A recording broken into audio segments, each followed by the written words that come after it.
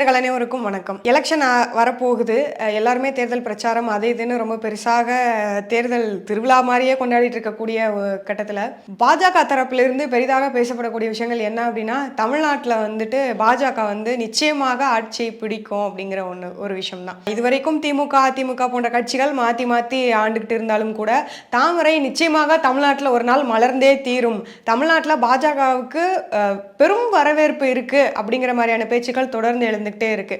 ஆனால் இதில் என்ன வேடிக்கை அப்படின்னா, ஒரு பக்கம் இந்த மாதிரியெல்லாம் பேசப்படுது, பாஜகவுக்கு பெரும் வரவேற்பு இருக்குது, தமிழ்நாட்டில் நிச்சயமாக பாஜக வளரும் அப்படிங்கிற மாதிரியான விஷயங்கள். ஆனால் இன்னொரு பக்கம் இது எப்படி இருக்குது அப்படின்னு பார்த்தோம் அப்படின்னா, அதாவது ஆல்ரெடி பாஜகவில் இருக்கிற நபர்களே வந்து எனக்கு எம்பி சீட் வேணாம், நான் வந்து வேட்பாளராக நிற்கலை அப்படின்னு சொல்லி பாஜகவில் இருக்கக்கூடிய நபர்களே வந்து பிஜேபியை விட்டு போகிற நிலைமை தான் இருக்குது. ஒரு பக்கம் எம்பி சீட் எலெக்ஷனில் நிற்கலை அப்படிங்கிற மாதிரியான விஷயங்கள் போயிட்டுருக்கு. இன்னொரு பக்கம் என்னென்னா, எனக்கு அரசியலே வேணாண்டா சாமி அப்படின்னு ஒரு சில நபர்கள் ஓடி போகிற மாதிரியான விஷயங்களும் நடந்துகிட்ருக்கு. இப்படிப்பட்ட நிலைமையில தான் பாஜக இப்போதைக்கு இருக்குது அப்படின்னு சொல்லணும். வெளியில் வேணால் அவங்க பேசலாம், தமிழ்நாட்டில் வந்து பாஜக மலரும் அப்படின்னு சொல்லிட்டு வரும் பாஜக அப்படின்னு சொல்லிட்டு. ஆனால் உண்மை நிலவரம் இதுதான். அரசியலே வேணான்னு சொல்லிட்டோம், இப்போதைக்கு எனக்கு எம்பி சீட் வேண்டாம், எனக்கு எம்பி எலெக்ஷனே இந்த எலெக்ஷனே வேணாம் அப்படின்னு சொல்லக்கூடிய நபர்கள் தான் பாஜகவில் அதிகமாக இருக்காங்க. அது ஒரு பெரிய லிஸ்ட்டே இருக்குது. வாங்க அந்த லிஸ்ட்டை நம்ம பார்க்கலாம். இதில் முதல்ல யாரை பற்றி நம்ம பார்க்க போகிறோம் அப்படின்னா, வதோதரா தொகுதியில் இருக்கக்கூடிய ரஞ்சன் பட் அப்படிங்கிற ஒரு வேட்பாளர். இவர் இதுக்கு முன்னாடி கிட்டத்தட்ட 2 முறை எம்பியாக இருந்திருக்காரு. அப்படி இருந்தும் இப்போ 3வது முறையாக இவருக்கு வந்து எம்பி எலெக்ஷனில் வந்துட்டு நிற்கிறதுக்கான வேட்பாளராக வந்து அறிவிச்சிருக்காங்க. அப்படி இருந்தும் கூட அவர் வந்து இல்லை எனக்கு வேண்டாம் அப்படிங்கிற மாதிரியான மறுப்பு வந்து தெரிவிச்சிருக்காரு. ரெண்டாவதா யார் இருக்காங்க அப்படின்னு பார்த்தோம் அப்படின்னா, ஜபர்கந்தா தொகுதி. இந்த தொகுதியில பிகாஜி தாகூர் அப்படிங்கிற ஒரு நபர் இருக்காரு. ஆக்சுவலி இதற்கு முன்னாடி வந்து இவர் பிகாஜி தாமோர் அப்படிங்கிற பேர்ல எல்லாருக்கும் தெரிஞ்சிருக்கும். இவர் ஏன் வந்து இந்த எலெக்ஷன்ல எனக்கு சீட் வேணாம் அப்படின்னு சொல்றாரு அப்படின்னு பார்த்தோம் அப்படின்னா, இந்த பேருக்கு பின்னாடி இருக்கக்கூடிய சாதி பிரச்சனை தாங்க. நம்ம ஊர்ல தான் இப்படி இருக்குன்னு பார்த்தோம்னா அந்த பக்கமும் அதே நிலைமை தான். தாமோர் அப்படின்னு இருக்கக்கூடிய தன்னோட பேருக்கு பின்னாடி இருக்கக்கூடிய பெயரை இவர் வந்து தாகூர் அப்படின்னு மாத்திட்டாரு. மக்கள் கிட்ட இருந்து ஓட்டு வாங்குறதுக்காக மட்டும்தான் வந்து இவர் வந்து இந்த மாதிரி தன்னோட சாதி அடையாளத்தை வந்து மாத்திக்கிறாரு அப்படிங்கிற மாதிரியான சர்ச்சைகள்லாம் எழுந்ததுக்கு அப்புறமா, எதுக்குடா பிரச்சனை, எனக்கு வந்து எலெக்ஷனே வேண்டாம், எனக்கு சீட்டே வேணாம் அப்படிங்கிற மாதிரி அவரும் வந்து எனக்கு சீட்டு வேணாம் அப்படின்னு ஒதுங்கி இருக்காரு. மெக்சனா தொகுதியில் இருக்கக்கூடிய நிதின் பட்டேல், நிறைய பேருக்கு தெரிஞ்சிருக்கும். யார் இவர் அப்படின்னு பார்த்தோம்னா, குஜராத்தினுடைய முன்னாள் துணை முதல்வராக இருந்தவர் தான் இவருக்கு இப்போ எம்பி சீட் கொடுத்துருக்காங்க. ஆனால் அவர் வந்து எனக்கு இது வேண்டாம் அப்படிங்கிற மாதிரியான மறுப்பையும் அவர் வந்து பதிவு பண்ணியிருக்காரு. இதில் வந்து குறிப்பாக பார்க்கக்கூடிய விஷயங்கள் என்ன இருக்குன்னா, இவர் மட்டும் இல்லாமல் இன்னும் ஒரு சில நபர்களும் கூட இதை என்ன அப்படின்னா சோஷியல் மீடியாக்களில் இதை வந்து தெரிவிச்சிருக்காங்க. நான் வந்து வேட்பாளராக நிற்கலை, எனக்கு இதில் விருப்பம் இல்லை, நான் வந்து வேட்பாளராக இருக்க மாட்டேன் அப்படின்னு சொல்லி இவர் மட்டும் இல்லாமல் இன்னும் ஒரு சில நபர்கள் கூட சோஷியல் மீடியாக்களில் வெளியிடக்கூடிய நிறைய விஷயங்களை நம்ம தொடர்ந்து பார்க்க முடியுது. பட்டியலில் அடுத்து யார் இருக்காங்க அப்படின்னு பார்த்தோம் அப்படின்னா, பராயங்கி தொகுதி, அந்த தொகுதியில் இருக்கக்கூடிய உபேந்தர் சிங் ராவுத் அப்படிங்கிறவர் தான் வந்து அடுத்து வந்து சீட்டு வேணான்னு சொல்லியிருக்காரு. இவர் அதுக்கான ரீசனாக என்ன சொல்கிறாரு அப்படின்னா, என்னை பற்றின ஆபாச வீடியோக்கள்லாம் வந்து இதுக்கு முன்னாடி வெளியிடப்பட்டது, ஒரு வெளிநாட்டு பெண்ணோட வந்து நான் வந்து ஆபாசமாக இருக்கக்கூடிய வீடியோக்கெல்லாம் வெளியிடப்பட்டது, அது போலி தான் அப்படின்னு அவரும் வந்து நிறைய இடங்களில் வந்து அதை சொல்லி அதற்காக வழக்கும் தொடுத்திருக்காரு. ஆனால் இருந்தாலும் கூட வந்து என்னை வந்து என்னுடைய நற்பெயருக்கு வந்து களங்கம் விளைவிக்கக்கூடியதாக இருக்குது, அதனால வந்து நான் இந்த எம்பி எலெக்ஷனில் நிற்க மாட்டேன் அப்படிங்கிற மாதிரியான விஷயத்த அவரும் சொல்லியிருக்காரு. இதுக்கப்புறமாக அசங்கோல் அப்படிங்கிற தொகுதியில் இருக்கக்கூடிய பவன் சிங் அப்படிங்கிற ஒரு நபர் எல்லாருக்குமே தெரிஞ்சிருக்கும். போஜ்புரி பாடகராக இருக்கக்கூடியவர் தான் இந்த பவன் சிங் அப்படிங்கிறவர். இவருக்கும் எம்பி சீட் கொடுத்துருக்காங்க. இல்லை எனக்கு வேணாம் அப்படிங்கிற மாதிரியான நிராகரிப்பை இவருமே தெரிவிச்சிருக்காரு. இந்த லிஸ்டெல்லாம் இப்போ இது வரைக்கும் நம்ம பார்த்த எல்லாருமே வந்து எம்பி சீட்டு கொடுக்கப்பட்டு கேண்டிடேட்டாக நான் நிற்க மாட்டேன் அப்படின்னு அறிவித்த நபர்கள். இது மட்டும் இல்லாமல் இதுக்கப்புறம் நம்ம யாரெல்லாம் பார்க்க போகிறோம் அப்படின்னா, எனக்கு அரசியலே வேணாண்டா சாமி அப்படின்னு பிஜேபியிலேருந்து ஓடின நபர்கள் தான்.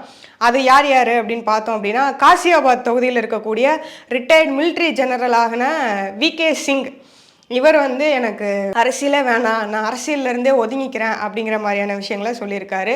இதுக்கப்புறமா நம்ம யாரை பார்க்குறோம் அப்படின்னு பார்த்தோம் அப்படின்னா, சௌத்ரி சவுக் அப்படிங்கிற பகுதியில் இருக்கக்கூடிய முன்னாள் சுகாதாரத்துறை அமைச்சராக இருக்கக்கூடிய ஹர்ஷவர்தன் அவர்கள். இவர் எதனால வந்து இதை வேண்டாம் அப்படின்னு சொல்றாரு, எனக்கு அரசியலே வேணாம் அப்படின்னு சொல்றாருன்னு பார்த்தோம் அப்படின்னா, பொதுமக்களுக்கு சமூக சேவை செய்யறதுல அவருக்கு பெரிதாக ஆர்வம் இருக்கிறதுனாலையும், அரசியலை விட்டுட்டு முழு நேரமாகவே இந்த சோசியல் சர்வீஸ் பண்றதுல தன்னுடைய கவனத்தை செலுத்த போகிறதுனாலையும் தனக்கு வந்து அரசியலே வேணாம் அப்படிங்கிற மாதிரியான விஷயத்த சொல்லியிருக்காரு.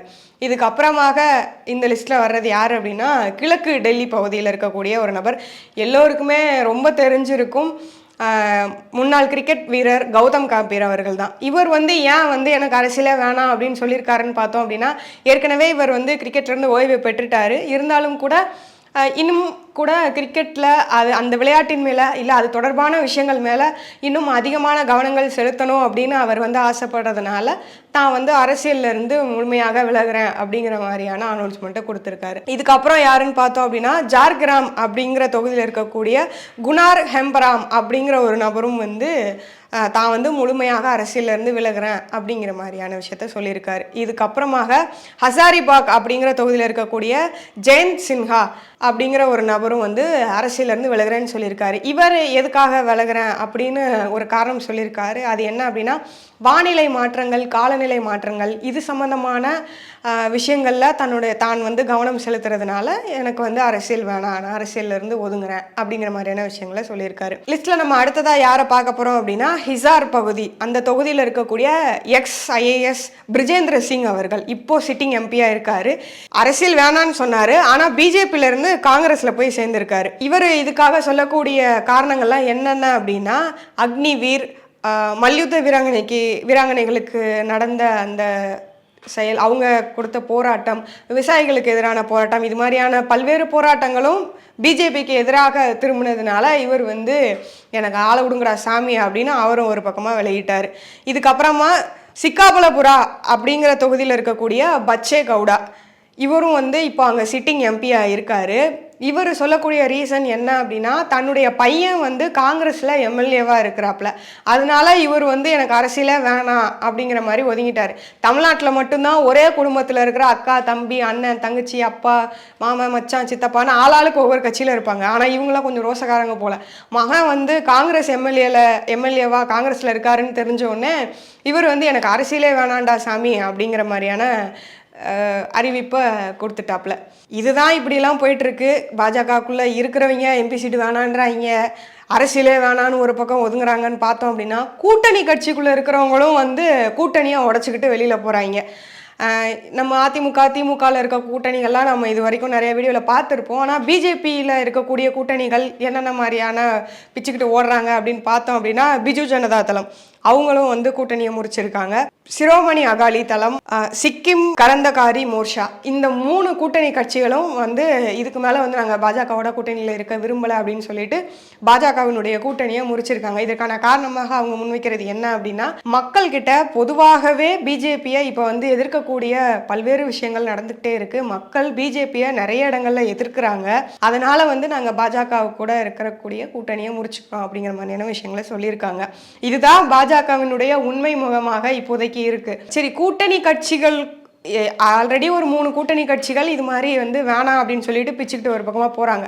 அப்போது பாஜகவில் இருக்கிறவங்க எப்படி இருக்கணும்? கொஞ்சம் கூட அதை எல்லாத்தையுமே யோசிக்காம இவங்கெல்லாம் போனது எல்லாத்தையும் தாண்டி ஆல்ரெடி இன்னொருத்தங்க கூட்டணியில் இருக்காங்கன்னா அவங்கக்கிட்டையாவது ஒரு அனுசரணையோடு போகணும். அதை விட்டுவிட்டு அங்கே இருக்கிறவங்க கூடயும் வந்து சண்டையை போட்டுட்டு இருக்காங்க.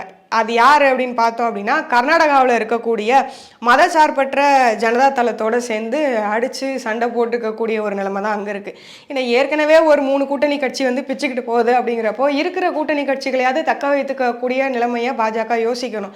அதை விட்டுவிட்டு இருக்கிறவங்களையும் அடிச்சு பத்துற வேலையை தான் பாஜக பண்ணிட்டு இருக்காங்க. இப்படி ஒரு பக்கம் கூட்டணி கட்சிகள் பிளந்து போகுது, அரசியலே வேணான்னு பாதி பேர் விட்டுட்டு போகிறாங்க, எனக்கு எம்பி சீட்டு வேணான்னு பாதி பேர் போகிறாங்க. இப்படி இருக்கக்கூடிய நிலைமையெல்லாம் தமிழ்நாட்டில் தாமரை மலர்ந்தே தீரும்னு தமிழிசை அக்கா அவங்க வந்து மேடையெல்லாம் மைக்கு போட்டு பேசுகிறாங்க. சொல்லி முடிச்சதுக்கப்புறம் அவங்களுக்கே நிறைய சிரிப்பு வருது. இப்போது இந்த லிஸ்ட்டு யார் யார் எங்கெங்கேருந்து போகிறாங்க அப்படிங்கிற மாதிரியான லிஸ்ட்டை கேட்டதுக்கப்புறமாக பாஜகவினுடைய உண்மை நிலை மக்கள்கிட்ட எப்படி இருக்குது அப்படிங்கிறத நாமளுமே நிச்சயமாக தெரிஞ்சிருக்க முடியும். பாஜகவுக்கு ஒருவேளை வாக்களிக்க விரும்பக்கூடிய மக்கள் இதெல்லாத்தையும் கேட்டதுக்கு அப்புறமாக உங்களுடைய மனநிலை எப்படி இருக்கும் அப்படிங்கிறது தெரியல. இதுக்கப்புறமாகவும் நீங்கள் பாஜகவுக்கு ஓட்டு போடணும் அப்படின்னு நினச்சிங்கன்னா இவங்கெல்லாம் எதனால் வந்து இந்த கூட்டணியை முடிச்சாங்க, ஏன் விட்டுட்டு போனாங்க அப்படிங்கிறதெல்லாம் கொஞ்சம் யோசித்து ஒரு சிறந்த நபரை வந்து ஆட்சியாளராக தேர்ந்தெடுப்பீங்க அப்படின்னு நினைக்கிறேன். மீண்டும் இன்னொரு வீடியோவில் சந்திக்கிறேன். நன்றி.